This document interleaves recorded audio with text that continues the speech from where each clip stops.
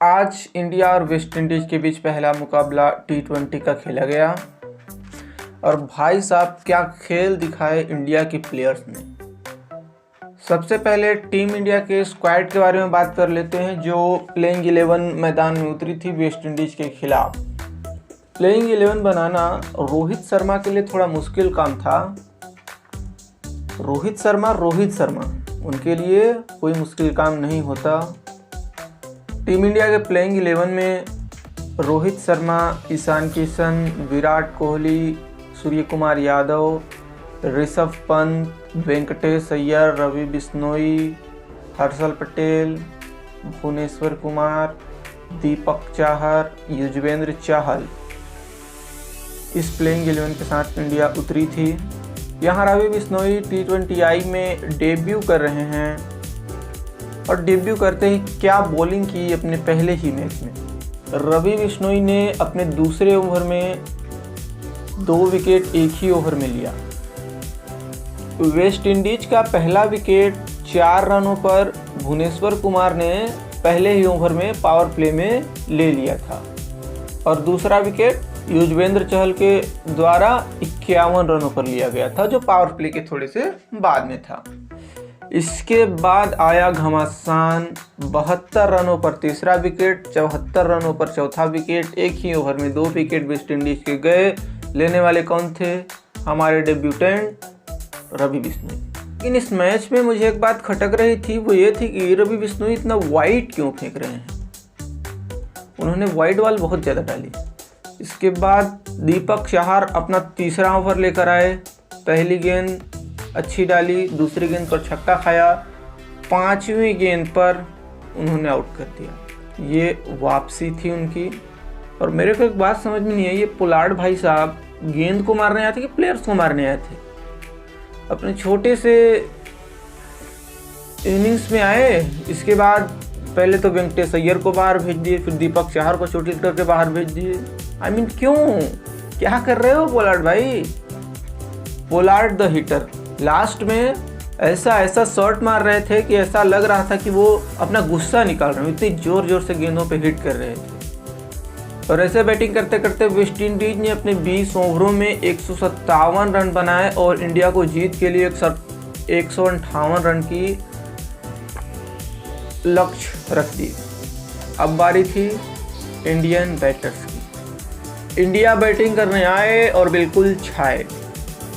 रोहित शर्मा क्या बैटिंग कर रहे थे भाई साहब, बिल्कुल 210 की स्ट्राइक रेट से बैटिंग कर रहे और 18 गेंद पर 40 रनों की पारी खेली और इतनी छोटी सी पारी में 3 छक्के मारे, 4 चौके मारे भाई साहब, 3 छक्के 4 चौके। रोहित शर्मा अपना सुपर हिट शो दिखा ही रहे थे कि इतने में ओडियन स्मिथ ने उनका कैच लपका और इस शो के लिए लाइन काट दिया भाई। लेकिन टीम इंडिया की चमक ज़्यादा टाइम तक टिकी नहीं रही। बैट्समैन आ रहे थे, जा रहे थे। 120 रनों पर 4 विकेट हो चुके थे 15 ओवर की नुकसान पर। अब यहाँ पर ज़रूरत थी कि इंडिया को क्वालिटी वाली बैटिंग करनी होगी। सूर्य कुमार यादव और वेंकटेश अय्यर ने एक जिम्मेदारी भरी पारी खेली और वेंकटेश अय्यर ने छक्का मारकर मैच को इंडिया की झोली में गिरा दिया। अब हम बात कर लेते हैं रिव्यू की। हमारे 5 पॉइंट रिव्यू का वक्त आ चुका है। अब मेरे तरफ से इस मैच की 5 हाईलाइट, बोला जाए तो 5 पॉइंट में रिव्यू करने वाले हैं। इस रिव्यू में मैच की 5 ऐसी बातें करेंगे कि जिसके बिना ये रिव्यू अधूरा लगेगा। तो सुनना। मेरा पहला पॉइंट है कि निकोलस पूरन की पारी। भाई साहब बात करनी पड़ेगी इस बात की। उन्होंने 43 गेंदों पर 61 रन की पारी खेली। इस दौरान उनका स्ट्राइक रेट 141 का था। बात तो करनी पड़ेगी इस खिलाड़ी की, तालियां होनी चाहिए।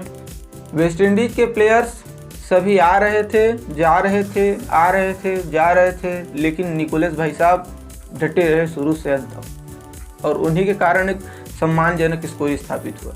सो वेल डन निकोलस पूरन। मेरा दूसरा पॉइंट है कंट्रीब्यूशन ऑफ इंडियन बॉलर्स। यदि वेंकटेश अय्यर को छोड़ दिया जाए जिन्होंने 1 ओवर बॉलिंग करके 4 रन दिए, बाकी सभी 5 बॉलरों की बात करें तो सभी के पास विकेट थे। रवि बिश्नोई ने अपने डेब्यू वाले मैच में ही 17 रन देकर 4 ओवर बॉलिंग की और 2 महत्वपूर्ण विकेट लिए भाई साहब।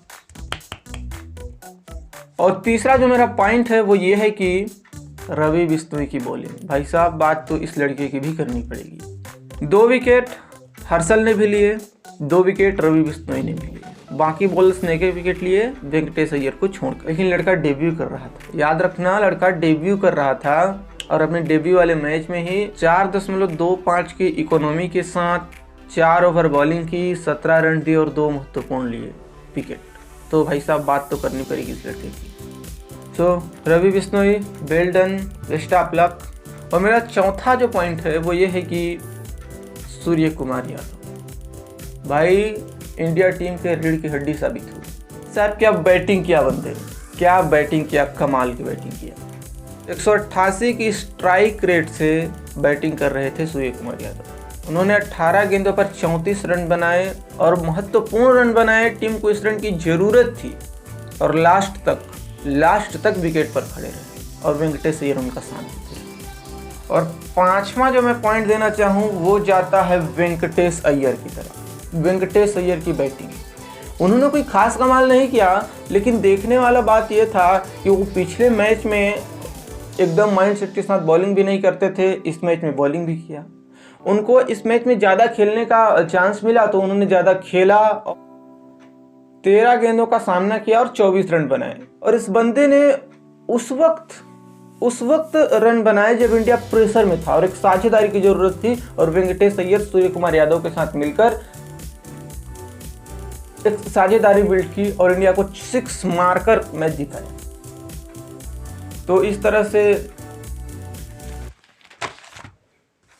मेरा पहला पॉइंट निकोलस पूरन की बैटिंग, दूसरा पॉइंट इंडियन बॉलर्स का कंट्रीब्यूशन, तीसरा पॉइंट रवि बिश्नोई की बॉलिंग, चौथा पॉइंट सूर्य कुमार यादव की पारी, 5वां पॉइंट वेंकटेश अय्यर की पारी। इसके अलावा आपको और क्या ऐसा लगता है जो मैंने मिस किया तो आप कमेंट कर सकते हैं। टीम इंडिया 6 विकेट से 7 बॉल रहते ही इस मैच को अपने नाम कर लिया और वेस्ट इंडीज की इस T20 श्रृंखला में 1-0 से लीड पर है।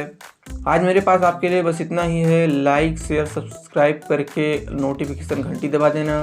कल दूसरे T20I मैच की प्रेडिक्शन और प्रीव्यू लेकर वीडियो में हाजिर हो जाऊंगा। तब तक जय हिंद।